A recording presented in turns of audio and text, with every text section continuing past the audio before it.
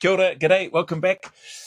This episode, another Sean Ryan Show reaction, whereby he's interviewing a former Secretary of Defence, a gentleman by the name of Mr. Chris Miller. This was a suggestion that came through to me from a couple of people, but one in particular stands out because he's still a current serving member within the UK SF. He spoke about how chilled this guy is, and basically had some positive things to say about this guy. So I don't know who this gentleman is, so we're going to have a watch of it now. So if you're here for this, let's jump in.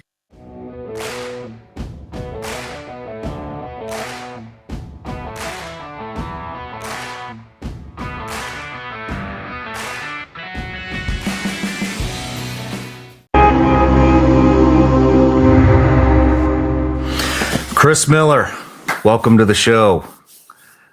I can't believe I had to write a book to get on your show, Sean. I can't believe I'm sitting across from a former SecDef. Please. I saw... How good is that? Man, sitting across from a former Secretary of Defense. It must be like sitting across from a former President of the United States or a Prime Minister or whatever. That's pretty I did my research, of course. I've heard, obviously knew about you. Did my research before, went through their 53 podcasts. You got more in the can, I know, but 53 are posted. I didn't look at every single one of them. Looked at a lot of them. And like legendary figures, and I can't believe I'm here with you. Seriously, I'm just like kid from Iowa, and here I am on your podcast, number 10 in the country. Let's get this. We're going to get this thing juiced to like, what do you think? Can we get to 2 or 3 on this one? Hey, we'll see what happens. We are currently sitting at the number 10 slot on Spotify and out of all categories in the country. Congrats. Which I believe there's over 8 billion podcasts. So we're good. Everybody and their sister has a doggone podcast right now, and you're number 10. It's got to be really rewarding. Hey, can I go off script for a minute? Yeah, go ahead. Thanks for being a veteran. Thanks for serving. But more importantly, thank you for being an example of what veterans can do, because a lot of us get out and the military is kind of beat into our head that we're only good at one thing, being in the military. I think they do that on purpose, actually. I think like if you're a business person, you'd like, I don't want to incentivize these people to leave after I spent millions of dollars on training them. I get them all this experience and this leadership. I send them all over the world, and then they just get up and go away. So I think there's the incentive structures built to keep people in for 20 plus years. You had the courage to leave the service after your initial couple tours, and you're showing people that veterans, like, hey, you can do things other than the old, I'll go be a contractor for Booz Allen. I'll go, work at, do security work and all that. You've done that, I know. And that's important. I think it's really important to know, like, the first job you get when you leave the service is not the job that you're going to have for the rest of your life. And you know how we were raised like, I went into the Navy, you went in the Navy, I went in the Army, and you stick with them, and then you have one employer, right? That's not how the world works once you get out. So that first job is not the one that is going to be your last job. And you, my friend, have threaded the needle. I think Navy SEALs do it a heck of a lot better than the rest of us, but your journey is, to me, is an example of how talented veterans are. And dude, you're self-taught. Like, did you go to film school? Did I miss that in your resume? Did you go to film school? No, I didn't. You didn't go to Columbia? You didn't go to UCLA? They wouldn't let me in there. They will now. I went to a community college for a year. Well, You know what? This is awesome. Former SecDef talking about he's just a kid from Iowa. What a humble dude. Seems like a tall unit. Just seeing his legs and him sitting on that couch. I could be wrong, but he seems like he might be quite a tall fella. But I love the way he's acknowledging what Sean has done. Because, that could be a daunting thing for anyone. I know I've never been to the level of the success that Sean is at. I don't think I will ever reach that, but I'm loving what I'm doing, and I can connect with a lot of what Chris Miller is saying, realizing. It took me a few few years to realize that I'm capable of a lot more than what I thought I was. And I thought I was just the soldier that was going to stay in the military for 20 plus years, and only stayed in for around about 10 years, a little under 10 years. Still grateful for that service, but there was still a lot of hard wiring up here in terms of that's what I'm good at. That's all I could do. And to a degree, for a long time, that's a place that I really missed, wanted to be able to go back to. But I'm glad that, I haven't. Glad that promises were made and that I've done everything I can to honor those words and those promises to important people, and particularly to my wife, and enjoying the journey that I'm on now. It's not a polished product by any means, and this may not be the final thing that I do in terms of YouTube, but I can tell you what, I'm certainly loving it and enjoying it, and I appreciate and am grateful for getting up each day and enjoy watching and listening and learning and taking in as much as I can from these people that have done these amazing interviews and had incredible journeys in their lives. Anyway, shout out to Tutu Dazza. Thank you, bro, for this. Already I can see what you mean by this guy being one of the most chilled dudes. And I'm looking forward to this. Is a 3-part. Sorry, I should have mentioned it. This is a 3-part interview. I think each one's a little under 2 hours, or maybe closer to 2 hours. So this one's an hour 40. Then he's got a part 2 and a part 3. So I'll react to those as we go. I had a buddy. I got out. 2014, left government. I enlisted in the Army in 1983 in the Army Reserve. 17 years old, got out of high school, wanted to serve. Uncles had served. My dad had served. I was just like, I guess you serve. I didn't know any better. You just serve, right? Yeah. What do you do now? Like, I guess I joined the military. I was going to college too, so I went into the reserve, 1 weekend a month, 2 weeks during the year. And did that, retired in 2014. Go into details if you want.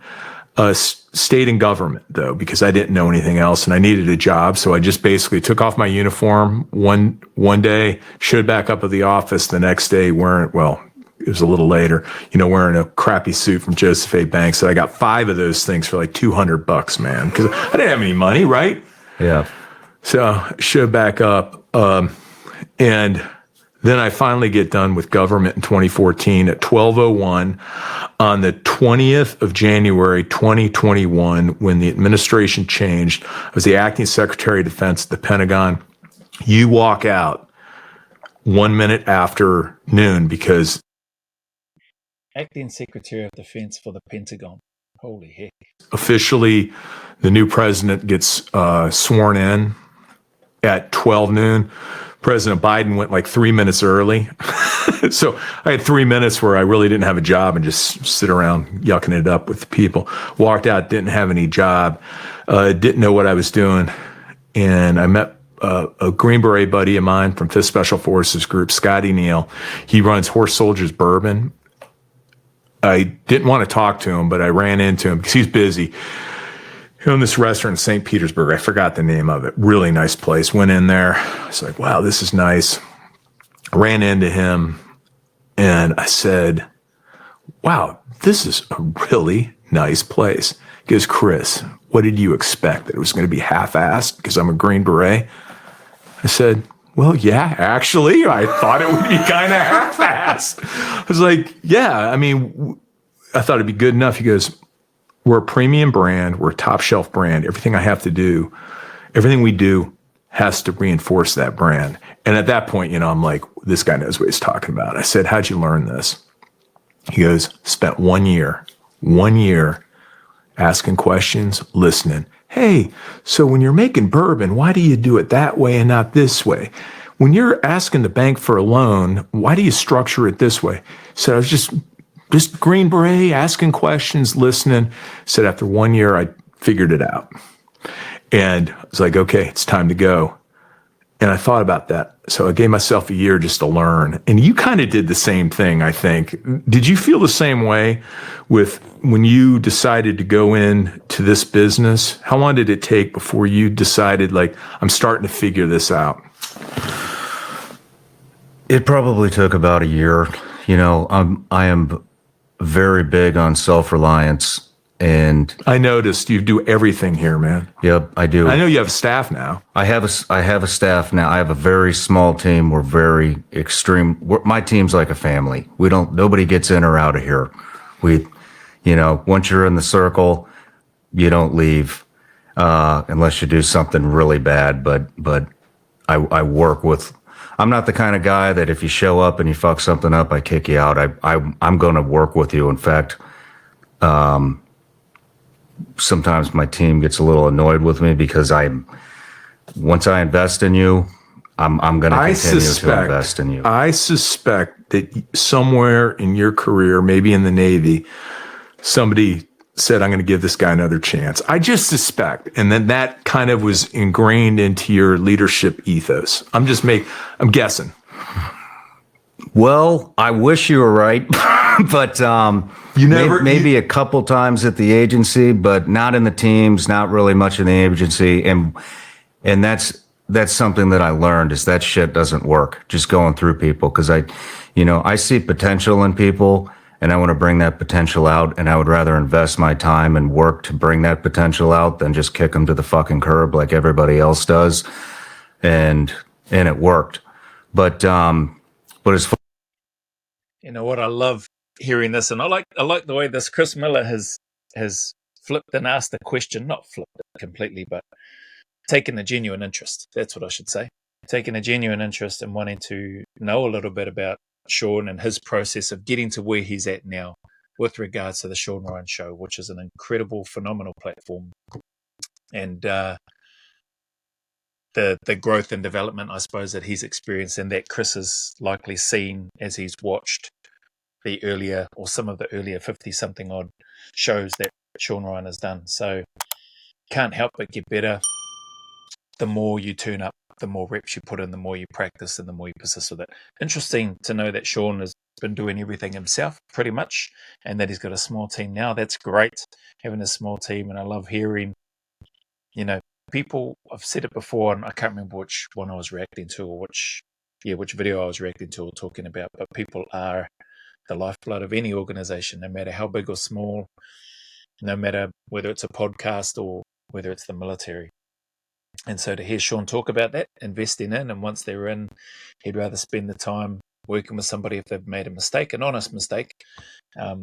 You want to take the time to help those people because those that have made genuine mistakes, as it says in the title, it's a genuine mistake. They're not looking to try to undo all the work that you've put in, that you've created into this thing that you've created. So this is a cool conversation. Or starting my business, I'm like your guy that you were just talking about that started the whiskey bourbon company. He sounds like he's an observer. I'm also an observer. I observe what everybody's doing. I see that 99% of the population goes one direction, like a bunch of sheep, and I find something to make everything that I do different than what everybody else is doing. And that's interesting. I don't know if I'm an observer. I feel like I'm more impulsive and just run with it. And for me, with regards to the reactions, I just saw some reactions being done by some other people, ex-military people. And some of those reactions, I thought, oh, that's a bit, I didn't think too much of them. So I went, you know what, I'm going to put my own spin on it. And I know that there'll be a whole bunch of people that don't think too much of what I do. So don't get me wrong. Some of the people that I saw are like hundreds of thousands and even in the millions in terms of their reaction followers. But I suppose I just thought, well, a number of these people are doing reactions that don't have similar sort of military or life experiences as me, and vice versa. I don't have the same as them. And I thought, well, I might as well do this because I'm enjoying watching and listening and learning from these people during the different interviews that I've watched in the past. And it'll be cool to watch ones that I don't know what's going to come up, and hear what they have to say and hear the questions and hear the responses, and then add in where I think I can my own perspective. So listening to Sean saying that he was observing, taking things in maybe about a year, I'm sure he was doing stuff whilst that was happening. But I haven't done any of that. I think I saw a couple and I went, I didn't think too much of that. So, and I'm not going to mention the names of those shows just out of respect to those ones, because they're clearly doing well and successful channels. And I haven't watched all of their videos, so I would have just made a judgment based on one or two clips or parts of a reaction that they were doing. And then I made a judgment, right or wrong. That's what I did. And I went, I'm going to do my own. So yeah, that's where mine went wrong. And then I just jumped in, no plan, grabbed the phone and then started recording and then recording on the laptop. And then here we are about, was that March, April, May, June, July, August, September, October, 7 months later. And here we are, still going. And so that's kind of how I built it. And I don't have the money, like I said, when I was talking about self-reliance, I didn't have the money to hire a crew. And when we moved up here from South Florida, I had one film crew that it was extremely affordable, but then it was flying them up here, putting them in hotels, and that just wasn't sustainable for the income I was making. So I flew them up one time. I made them teach me everything that they knew about cameras and video editing, which I knew nothing about. And they gave me a very basic baseline about it. And then it was YouTube University, and it started with a 2-camera setup on the first show and my wife was running back and forth because the cameras that we had were cheap and they had a 30-minute time limit. So she's running back and forth. So yeah, I'm talking rebooting this crap. I'm talking to my friend Mike Glover, and she's running back and forth resetting cameras. If he was talking, she would reset mine. If I was talking, she would reset his. I'm running the sound while I'm trying to interview him. And then that went into a 3-camera setup and then into a 4-camera setup. What are we at now, man? I don't even know. 4 to 5. Well, you got like secret cameras all over this place? Sometimes I have a guy that'll come in and do some gimbal, like some moving shots. Hey. This is awesome. Awesome hearing him go through that. I'm still in a similar process with regards to learning, but I didn't fly no camera people and I didn't ask them or get them to show me how to do camera work. As you can tell, I just went on YouTube and tried to get an understanding of what editing software I could use, how to do this thing. And I figured, you know what, I've taken in a whole bunch of information in the past. I've learned a whole bunch of things, different environments, different industries, different skills, practical and theoretical. I'm sure I can learn how to, at a basic level, I'm sure I can learn how to do this. Then I've had, can't overlook the generous supporters of the channel who sent me an Insta360 X4 camera, sent me the audio stuff that I use with the Rode microphone, etc. Sent me some lens cap covers to protect the lenses of that Insta360 so that they don't break. And all of that stuff has just been super helpful. So, it hasn't been all me. I like the way Sean has acknowledged it hasn't been all him, his wife helping out, going backwards and forwards, speaking with people, YouTube University. In my case, a lot of YouTube, a lot of Google and researching stuff, a lot of blessed by people that have been kind enough to support and drop suggestions and links and all that sort of stuff. So, that's cool, man. Very cool. You know what you need to do next? What's that? Drones. You should have inside here. Hey, I'm just saying. We thought about doing inside. You could have get a micro drone. Yeah, they have these 360 cameras. We thought about maybe doing a 360 camera setup so people can see. Oh, you could do the lines too, like NFL games. Oh, that's you could string. That's probably better than the drone because the drone you're going to have that buzz.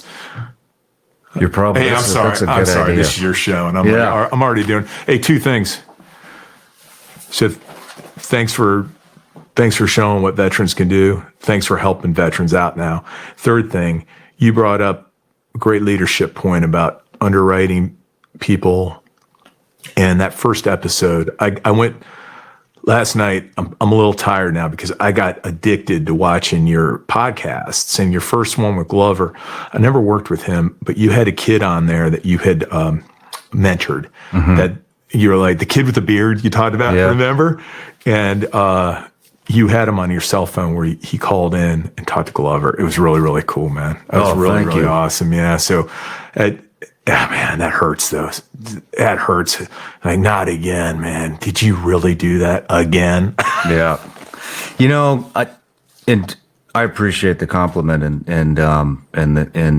and bringing light to what I'm doing here. I really appreciate it. And to elaborate on it, you know, I think, and not just special operations veterans, just veterans across the board. I don't think the civilian population understands the drive and determination and how quick veterans are to pick up what it is they're doing and run with it, especially if they're driven and they like what they're doing.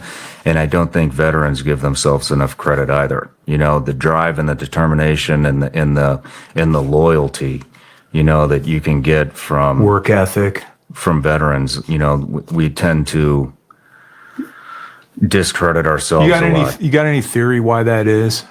Like, you know, in my book, I highlight only 7% of Americans are veterans now. I think that's a great problem to have, by the way. Isn't that great? Like, we're not an armed society anymore. So I'm not like, oh, only 7. This is ridiculous, you know? But that does create a gap. Because probably back in the day, like what, in the 50s, 60s, I'm guessing 50%, 45% of Americans, probably higher than that, either had served or were a family member of somebody who had served either in World War II, Korea, Vietnam, et cetera, et cetera. And there's an understanding about how the military worked and the things that you talk about, people intuitively knew. And now I think that's really incumbent on us is to like share our experiences. And I know I don't like to talk about myself, man. I know that's crazy. I'm on your podcast. I hate talking about myself. And I speak for one veteran. I don't speak for any other veterans community. I speak for myself.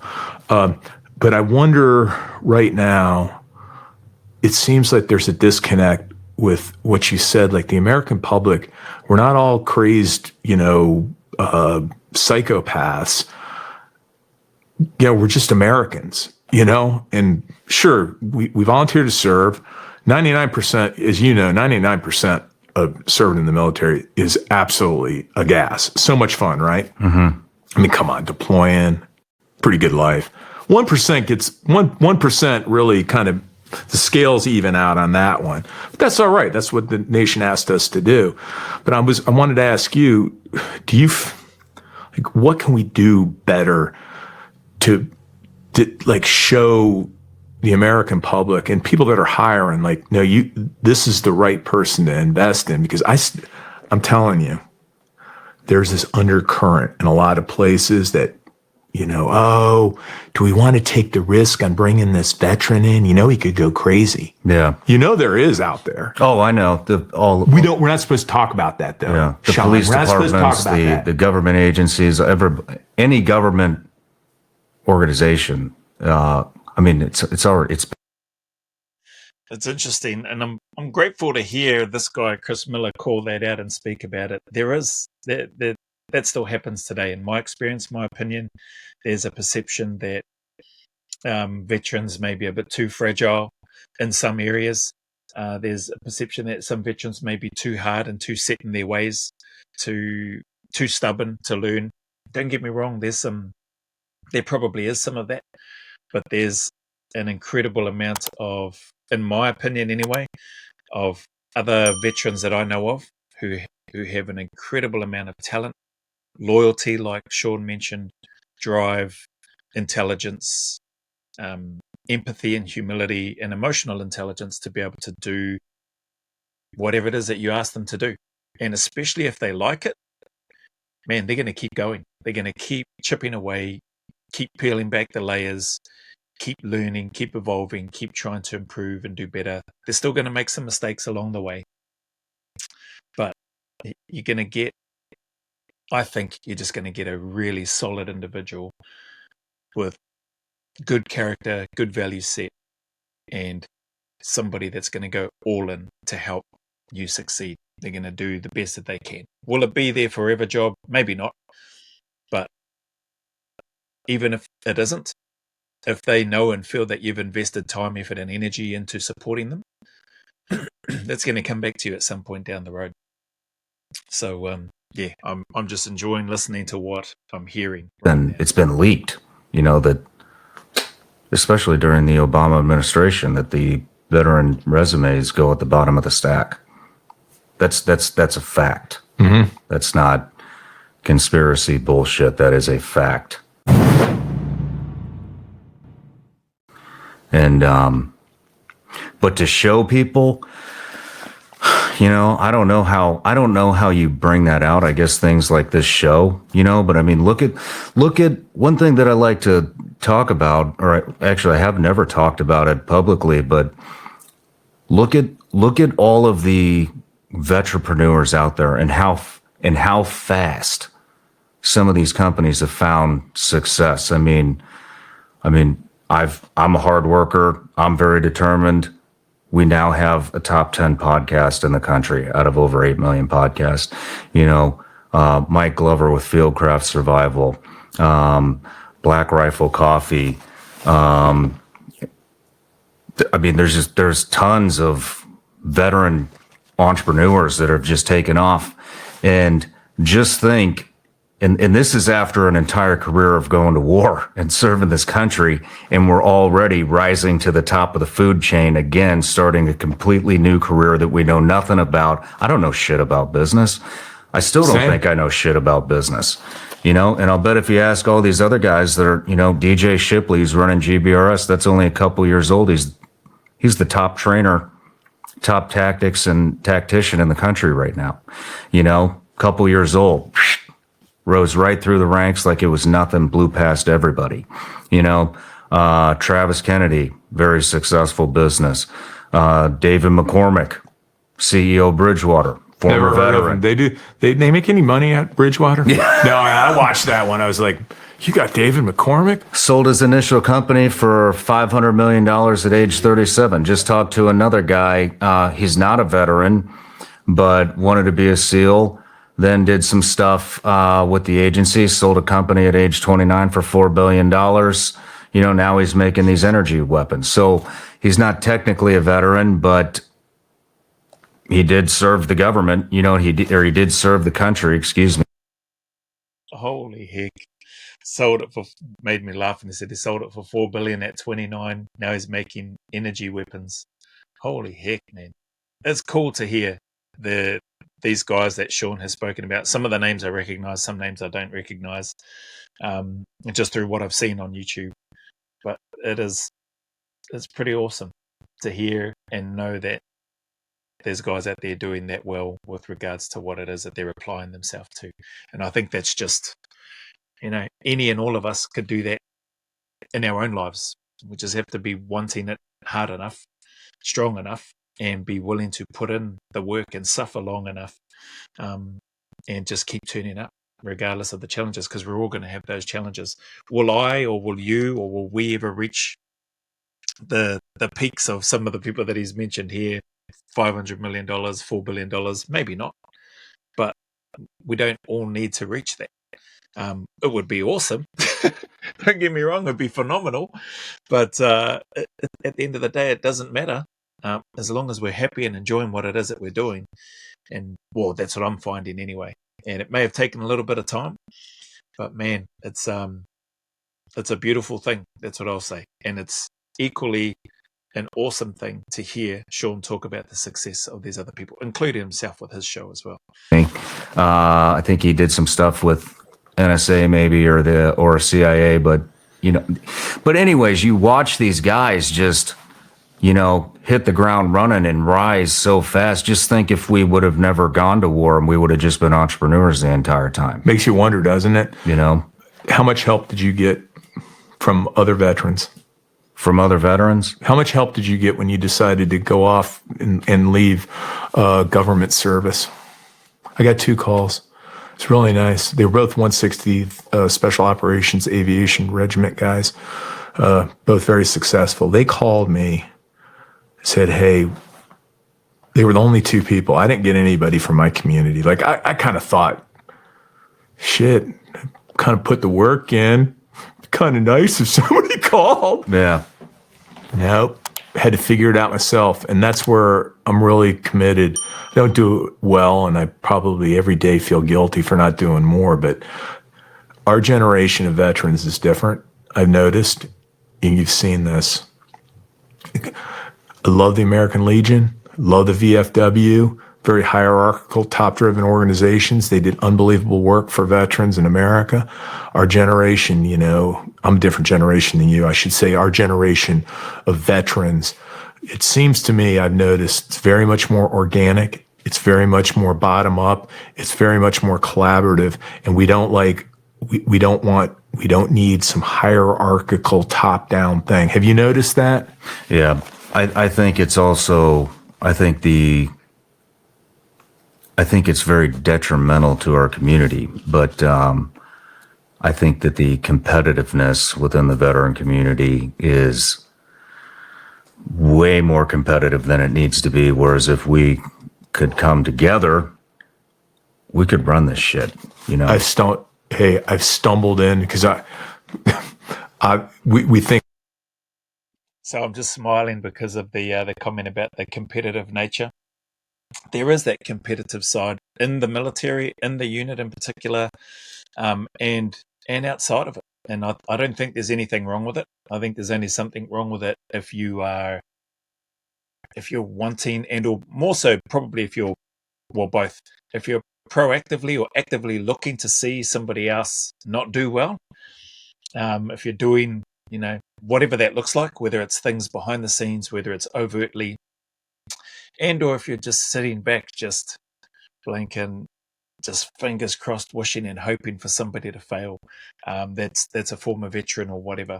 It could be anything. You don't have to be a veteran. It might be a first responder. It could be corporate side of things. It could be somebody that in a corporate setting who's decided to leave and they want to go and start something and build something of their own, but in a similar sort of field and in the way that they want to build it. No shortage of those sorts of people, eh? So it's interesting hearing him talk about this, and also Chris Miller's comment about asking Sean, did he get any calls? How much help did he get from the veteran community? I think that's where I spoke about one of the Q&As, that transition process. There's probably some work that could be done there from a transition perspective, especially those that have done 10, 15, 20 plus years of service. I think a 6-month discharge process is not long enough, and it's not really that adequate for what those veterans that have spent that amount of time and are likely going to encounter outside. So I think there is some work that could be done there for those. Maybe it's already been done, but if it isn't, it's definitely worth a look, I reckon. Just from a whole bunch of not only physical, mental health and well-being, but how that could impact into their families and relationships and future employment and work and all that sort of stuff. But I also think that Sean would probably say he received, depending on the context, a bunch of help from the veteran community in terms of, the Glovers, Jeff Glover of the world, the DJ Shipleys of the world, the Kyle Morgans of the world, a whole bunch of veterans that have helped out in the form of coming on and being willing to share their story, coming on, being willing to be vulnerable, to talk about their challenges, their mistakes, to come on to his show and talk about the things that they've learned and also some of the things that they experienced. So I think in that perspective, Sean would probably say that he's received a phenomenal amount of help from the veteran community, which should be true. Anyway, I don't know if he's going to talk about that, but that's just my take. But hopefully, sad to hear, Chris only received a couple of calls, and that he sat back thinking it'd be kind of nice to receive some phone calls. I can't say that I thought about that with regards to mine. I was just happy because I was still pretty well connected with guys in that, from my cohort anyway, there in the regiment, and I enjoyed seeing them. So yeah, I still had interaction and contact with a lot of guys when I was out and making that transition, not to mention the private security space. A lot the same way, and I'm like, how come we have 3 special forces charitable organizations? They're all balkanizing. They're all trying to recruit off the same population. They're all balkanizing the donor base. you just described it. It's like hyper competitive. And I'm like, why don't we have one group? Where do you think the competitiveness comes from? Of course, it's in our DNA, right? Yeah. I know, because that's a good point. And that's something I always try to take into consideration is like, these are the things that made us extremely successful as an army, as a special operations force, a military service. That is exactly it. So how do you use that for more positive reasons? And maybe you just can't do it. I'm literally at the point now, like maybe it's just Sisyphus, pushing the rock up the hill. I mean, maybe you just don't do it.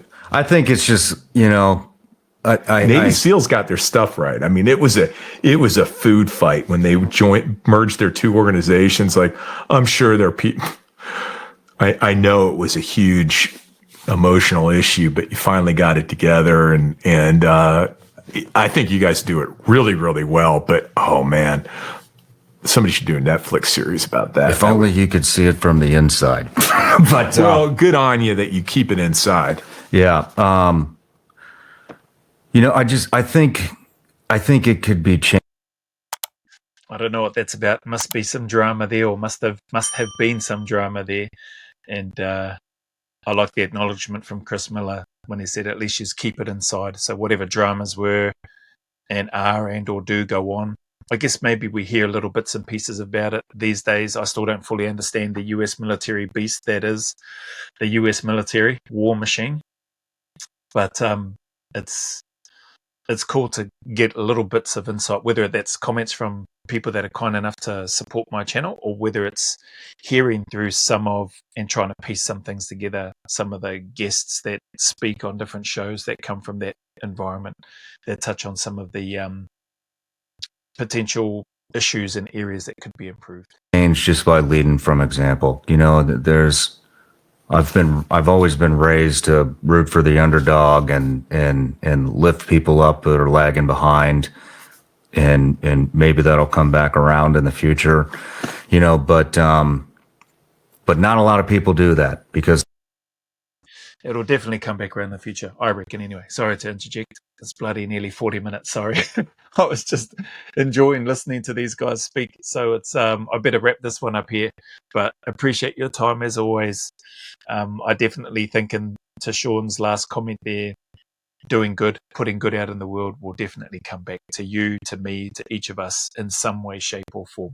Maybe not always necessarily the way that we might want it at that particular moment, but I'm a strong believer in that good things will come back around to those that try to put out good things and do as well as they can for others. So, thank you again, As always, man, the message is the same. Just regardless of whatever challenges, difficulties you may be going through, or somebody that I encourage you to stay in that fight, keep turning up, put one foot in front of the other, and just take one day at a time. Things can do and will get better if you want them to. That long, dark, lonely, miserable tunnel that you may be enduring and experiencing at this time, it will not last forever. The sun will shine again. There are better days ahead, and those better days are closer than you think. So stick at it. There is a light at the end of that tunnel. As always, go always a little further. Remember, who dares wins and who cares wins. And until the next video, there's a big mana wave coming from me to you, filled with my aroha, respect, appreciation and gratitude for you all.